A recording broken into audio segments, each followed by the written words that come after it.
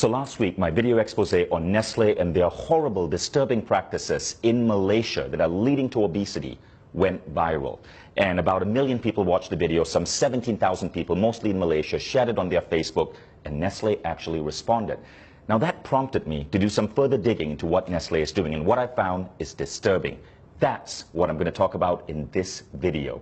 See, Nestle says that their drink Milo is a health drink. They run ads telling kids to drink Milo every single day. They say that Milo gives you energy.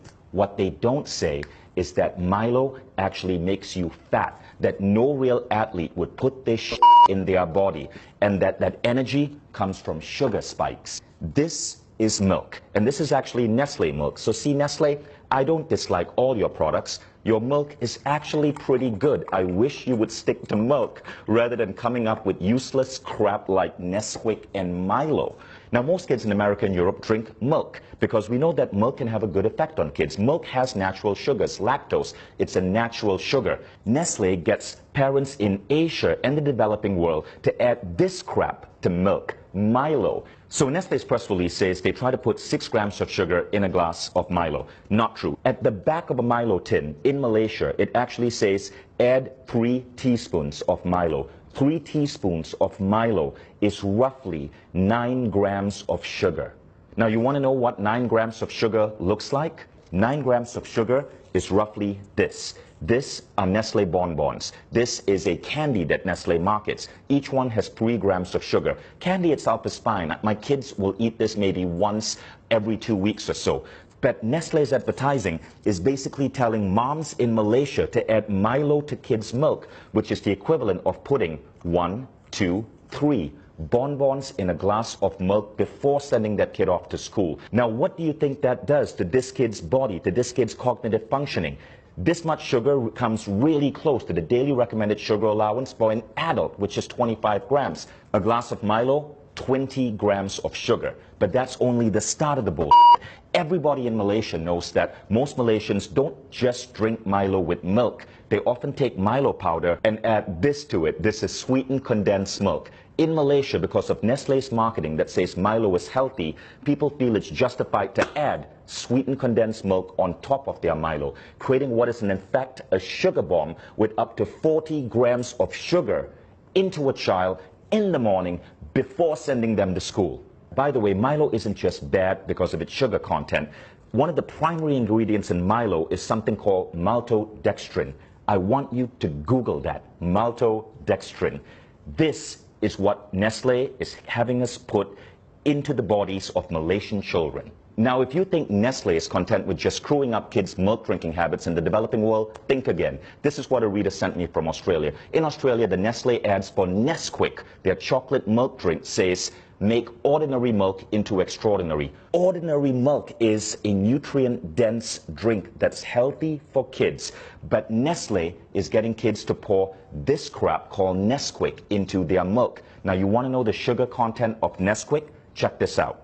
In 11 grams of Nesquik, there are 8.8 grams of sugar. That's 80% sugar, which is why in Britain, the government banned Nestle from advertising Nesquik as a great start to a child's day. Now, it would be disturbing enough if Nestle was simply, as a massive food company, screwing up the way kids drink milk, but they're also screwing up breakfast. So this is a breakfast cereal from Nestle called Strawberry Minis, right? Strawberry Minis, there's a picture of a strawberry here. It looks healthy in every way, but then you read the ingredient label. And by law, Nestle has to list ingredients in order of most common. Here's the ingredient label for Strawberry Minis. Number 1 ingredient, sugar. Number 2 ingredient, palm oil. Number 3 ingredient, glucose syrup. Number 4 ingredient, maltodextrin. Number 5 ingredient, cornstarch. Number 6 ingredient, salt. You don't get to strawberry till number 7. And it's strawberry powder, 0.3%. 0.3%, 1/300 of this is actual strawberries. Nestle, why don't you be honest and just call this sugared maltodextrin minis? At least there'd be truth in your advertising.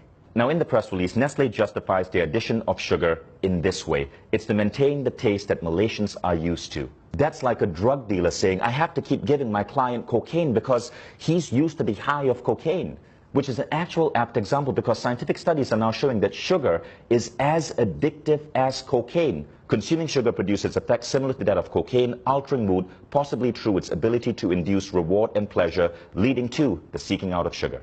Nestle puts sugar in their products because it gets you hooked on them, so you keep buying Nestle products, which is why their stock is continuously growing the more addicted you get. Nestle has successfully made Malaysia the world's highest per capita consumers of Milo. Nestle's mission and vision say this: to be the world's leading nutrition, health, and wellness company. Let's think about that. If the world's leading nutrition, health, and wellness company is telling our children to pump this into their body, what does this say about the future of the human race? And I am not at war with you. We, the 17,000 people who shared my video, the millions who viewed it, we all are at war with bad health and obesity. It's killing us, literally. It's making our kids obese. It's reducing the performance of our children in school. All we want you is to be on our side and to live up to your damn mission. And that means being truthful in your advertising and not putting craptastic, sugary shit like this and calling it food.